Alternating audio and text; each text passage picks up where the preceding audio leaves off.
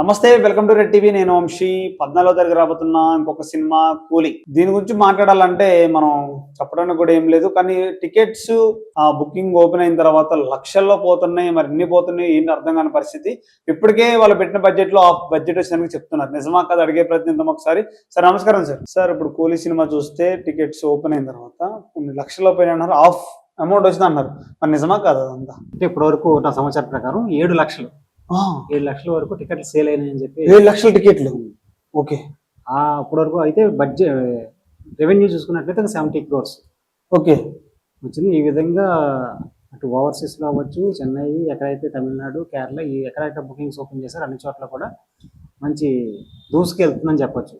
ఈ ట్రెండ్ ఇలాగే కొనసాగితే ఇంకా 14 వచ్చేటప్పుడు ఇంకా ఫస్ట్ డేనే బీభత్సమైన కలెక్షన్ రాబోతుంది అన్నట్టు ఇప్పుడు వస్తున్న సమాచారం బట్టి, ట్రెండ్ ని బట్టి, బజ్ ని బట్టి మనం చెప్పచ్చు. ఓకే. ఎంత ఉండబోతుంది సార్? ఫస్ట్ వన్ డే లో ఎంత చేయబోతున్నారు? మీ ఎక్స్పెక్టేషన్స్ ఎంత ఉండవచ్చు? ఒక పెద్ద సినిమా కాబట్టి డిసైడ్ చేయొచ్చు బేసిక్ గా ఇంత క్రాస్ అయితే ఈజీ. ఇప్పటి వరకు ఈ ట్రెండ్ చూస్తుంటే ఖచ్చితంగా 100 కోట్లు అన్నది ఖచ్చితంగా క్రాస్ చేస్తుంది సింపుల్ గా.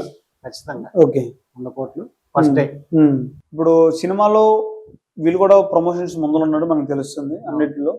మరి తెలంగాణ అంటే తెలుగు రాష్ట్రాలు ఎలా ఉండబోతుంటారు? ఏమైనా ప్రీమియర్ షోలు ఏమైనా పడుతున్నాయి అంటారా, పడమంటారా? ఎలా ఉండబోతుంది మన తెలుగు 2 రాష్ట్రాలు? ఇక్కడ కూడా చూసాం బజ్. ఇందులో ఎక్కడ మన ఎస్పెషల్లీ ఈ సినిమాకి ఎంత బజ్ రావడానికి తెలుగు స్టేట్లు కూడా ఒక కారణం. ప్రధానంగా నాగార్జున గారు ఇందులో విలన్ గా నటించారు. ఫస్ట్ టైం ఆయన విలన్ గా నటించడంతో ఈ సినిమాకి ఎక్కడ లేనంత బజ్ వచ్చింది. ఓకే. ఈ విషయాన్ని స్వయంగా రజనీకాంత్ గారు చెప్పారు. ఈ సినిమా నేను ప్రమోట్ చేయడం కన్నా డైరెక్టర్ లోకేష్ కనకరాజు, నాగార్జున గారు సినిమా గురించి ఇంటర్వ్యూలు ఇచ్చి ప్రమోట్ చేశారు. దాని వల్ల వీళ్ళిద్దరి వల్ల ఎంత బజ్ వచ్చిందని కూడా ఆయన చెప్పారు. మన ప్రీ రిలీజ్ వీక్ లో ఛానల్ కూడా చెప్పడం జరిగింది. సో తెలుగు స్టేట్ లో మామూలుగా లేదు. అలాగే మనం చూసుకున్నట్లయితే నిన్న నారా లోకేష్ గారు మినిస్టర్ రజనీకాంత్ గారి సినిమా కూలిగా వస్తుంది 14 సినిమాని చూడండి, ఆయన మాకు చాలా టఫ్ టైంలో చాలా బాగా సపోర్ట్ చేశారు, ఈ సినిమా మీరు చూడాలని చెప్పి ఆయన ప్రమోట్ చేయడం సోషల్ మీడియాలో అది వైరల్ అవ్వడం చూస్తున్నాం. సో ఖచ్చితంగా తెలుగు అయితే ఇక్కడ ముందు స్పెషల్ షోలు వేస్తారా, ఏపీలో వేస్తారంటే ఏపీలో ఎక్కువ ఉండే అవకాశాలు అయితే ఉన్నాయి. ఇక్కడ కూడా మరి ఏషియన్ ఫిలిమ్స్, దిల్ రాజు గారు వీళ్ళందరూ కూడా రిలీజ్ చేస్తున్నారు. వాళ్ళు కూడా ఏమైనా అడిగితే ఖచ్చితంగా ఉండే అవకాశాలు అయితే ఉన్నాయి. అంటే చాలా మందికి ఏంటంటే ప్రీమియర్ షో ఉందా లేదా మనకు పవన్ కళ్యాణ్ గారు సినిమా వేసిన తర్వాత చాలా రోజుల తర్వాత పవన్ కళ్యాణ్ గారు సినిమా వేశారు, ఉండొచ్చు అని ఒక అభిప్రాయంతో ఉన్నారు. మరి క్లారిటీ అయితే రాలేదు. మీకు తెలిసింది ఏమన్నా ఉంటే చెప్పండి, అవుతుందా కాదని.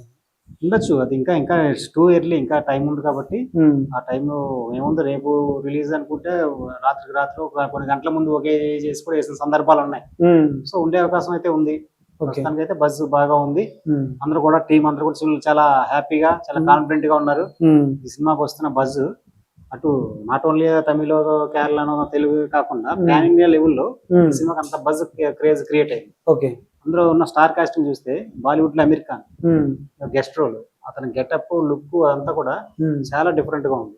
అలాగే అందరి లుక్ ఈ సినిమాలో నటించినటువంటి అందరూ కూడా ఇప్పటి వరకు చేయని విధంగా, ఇప్పటి వరకు చూపించిన విధంగా వాళ్ళ క్యారెక్టర్స్, గెటప్స్ ఉండడంతో ప్రతి ఒక్కరు సినీ అభిమానులు కూడా ఈ సినిమాని చూడాలి అని ఒక ఇంట్రెస్ట్ అయితే క్రియేట్ చేశారు. ఆ విషయంలో సినిమా లోపలికి వెళ్ళిన కథ ఎలా ఉంటుందన్న, సినిమా ఎలా ఉందని పక్కన పెడితే ఈ సినిమాని మనం చూడాలనే ఇంట్రెస్ట్ సినిమా స్టార్టింగ్ తోటే లోకేష్ కనకరాజ్ అందరిలో ఫీలింగ్ అయితే క్రియేట్ చేశాడు. ఇప్పుడు నాగార్జున గారు విలన్ క్యారెక్టర్ వేశారు. చాలా ఎప్పుడు వేయలేదు విలన్ కానీ, ఎప్పుడు చేయలేదు, ఫస్ట్ టైం చేస్తున్నారు. సో వచ్చే సినిమా కూడా విలన్ గా చేస్తే బాగుండదు అంటారా, లేకపోతే అభిమానులు ఎలా అనుకుంటున్నారు? అది ఆయన అనుకోకుండా రజనీకాంత్ గారు అడిగారు, క్యారెక్టర్ నచ్చింది. ఇప్పుడు 40 సంవత్సరాల కెరీర్ లో ఫస్ట్ టైం ఆయన విలన్ క్యారెక్టర్ చేశారు. అయితే రొటీన్ అంటే ఆయన ఎప్పుడు కూడా కొత్త తరహా పాత్రలు, కొత్త కథలు, కొత్త దర్శకులు ఇలాగ ప్రయోగాలు చేస్తుంటారు. అందుకని ఆయన ప్రయోగాలు సర్దార్, సెలిబ్రేట్, సైంటిస్ట్ ఇలా అంటుంటారు ఆయన. సో ఇప్పుడు ఇక్కడ నుంచి ఈ సినిమాలో ఈయన క్యారెక్టర్ చూసిన తర్వాత నాగార్జున గారిని ఊహించుకొని కథలు రాసేవాళ్ళు, ఆయన ఊహించుకొని కొత్త క్యారెక్టర్స్ డిజైన్ చేసేవాళ్ళు ఖచ్చితంగా చేస్తారు అనే టాక్ వినిపిస్తుంది. సో ఈయన లుక్, గెటప్ అంతా చూస్తుంటే ఈ వయసులో ఇలాగా మళ్ళీ ఇంకోసారి ఒక పాత ఒక అంతము, ఒక కిల్లర్, గతంలో 20 ఏళ్ల క్రితం, 15 ఏళ్ల క్రితం అప్పుడు ఎలా ఉన్నారు ఆ తరహా కథలు, ఆ తరహా క్యారెక్టర్స్ కొత్తగా ఈ సినిమా తర్వాత ఆయన ఒక వేరే టర్న్, కెరీర్ ఒక వేరే టర్న్ తీసుకుంటుందని ఖచ్చితంగా చెప్పచ్చు. అయితే సార్ నేను కొన్ని కామెంట్స్ చూసిన ఏంటంటే మనమధుల్లో అనే మనమధుడు అంటారు ఎక్కువ మన నాగార్జున గారిని, మనమధుల్లో విలన్ ఎలా చూసారా బాబు కనకరాజు కానీ రజనీకాంత్ ఎలా సెలెక్ట్ చేసుకున్నారని చాలా మందికి డౌట్ వస్తుంది. మరి దీని గురించి ఏం చెప్తారు? ఆయన లోకేష్ కనకరాజు తమిళనాడులో కమల్ హాసన్ గారి ఫ్యాను, తెలుగులో నాగార్జున గారి ఫ్యాను. ఓకే. ఆయన రక్షకుడు సినిమా చూసాడంట తమిళ్లో. రక్షకుడు రక్షకన్ అనే టైటిల్తో వచ్చింది. అది చూస్తాం ఆ హెయిర్ స్టైల్ కానీ అది కానీ, అది అప్పట్లోనే ఆయన ఇంటర్మీడియట్ టైంలో ఎప్పుడు చూసి అప్పటి నుంచి నాగార్జున గారు ఫ్యాన్ అయిపోయాడంట. ఓకే. సో నాగార్జున గారిని ఇప్పుడు ఎలా చూపిస్తే బాగుంటుందో అతనికి క్లారిటీ ఉంది. ఓకే. సో అందుకనే ఈయన పట్టుబట్టి ఈ సినిమాలో విలన్ గా నాగార్జున గారితో చేయించాలని పట్టుబట్టి మరి వచ్చాడు.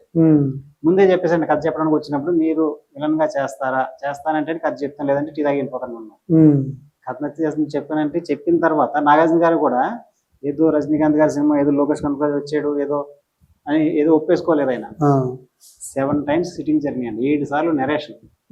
ఒకసారి నచ్చి వెళ్ళిపోయి చెప్పిన తర్వాత మళ్ళీ ఇంకా ఆయనకి డౌట్స్ ఉన్నాయి, అక్కడ ఎలా మార్చాలి అని చెప్పడం, అతను మళ్ళీ వెళ్ళి మార్చుకొని రావడం, మళ్ళీ వచ్చి నెరేషన్ ఇవ్వడం, మళ్ళీ ఇంకా చేంజ్ చేసి చెప్పడం, మళ్ళీ వెళ్ళడం, అలా 7 times అంటే ఆయన ఎంత కేర్ తీసుకుంటారు కథ మీద, ఆయన క్యారెక్టర్ మీద ఎంత కేర్ తీసుకొని ఎంత బాగా నచ్చితేనే ఆయన ఒప్పుకొని చేశారనమాట. సో ఇది లోకేష్ కనుక ఈవెన్ అమీర్ ఖాన్ కానీ, రజనీకాంత్ గారు కానీ, ఉపేంద్ర కానీ ఎవరు కూడా ఇన్ టైమ్స్ అడగలేదంట నరేషన్ కి. ఎవరికి కూడా సింగిల్ సిట్టింగ్ లో 4 ఓకే అయింది. దీని క్యారెక్టర్ 7 times అంత పట్టుదల. ఇతను కూడా జనరల్ గా ఇతను కాకపోతే నాగార్జున గారు కాకపోతే ఇంకొక హీరోకి వెళ్ళిపోదామని వెళ్ళిపోవచ్చు కదా. అవును.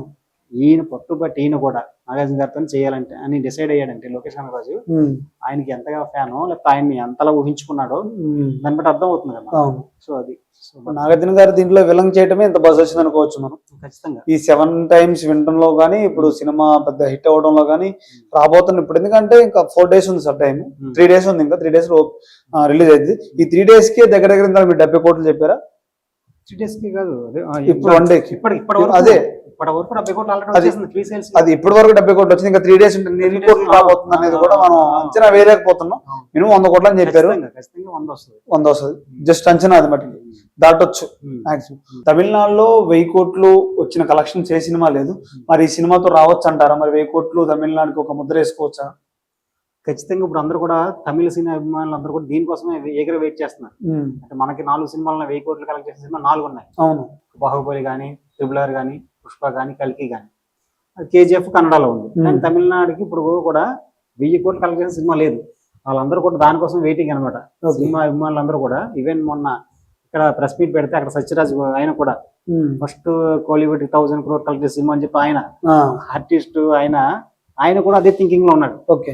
మొత్తం సినిమా అభిమానులు కోలీవుడ్ అంతా కూడా, అంటే దీనికి అలాగా బజ్ క్రియేట్ అయింది. ఇందులో నాగార్జున గారు నటించడం కానీ, లోకేష్ కనకరాజు వరుసగా హిట్లు కొట్టడం కానీ, ఒక అమీర్ ఖాన్ నటించడం కానీ, ఒక ఉపేంద్ర కానీ, ఇలాగా ఈ సినిమాకి 1000 కోట్లు కలెక్ట్ చేసే సత్తా ఉన్నట్టు ఒక బజ్ అన్నది క్రియేట్ అయింది. అది జనంగా 1000 కోట్లు కలెక్ట్ చేయాలంటే ఒక తమిళనాడులో ఆడేస్తే రాదు, మొత్తం పాన్ ఇండియా లో బజ్ క్రియేట్ అవ్వాలి. అటు బాలీవుడ్, ఇటు Telugu states, main Telugu states. So ఇదంతా కూడా దీనికి వర్కౌట్ అయ్యేలాగా బజ్ క్రియేట్ అయింది. దానికి తగ్గట్టు మనం చూస్తున్నాం ట్రెండ్. కలెక్షన్స్ 7 లక్షల టికెట్స్ సేల్ అయిన ముందే అలాగే 70 కోట్ల వరకు వచ్చింది.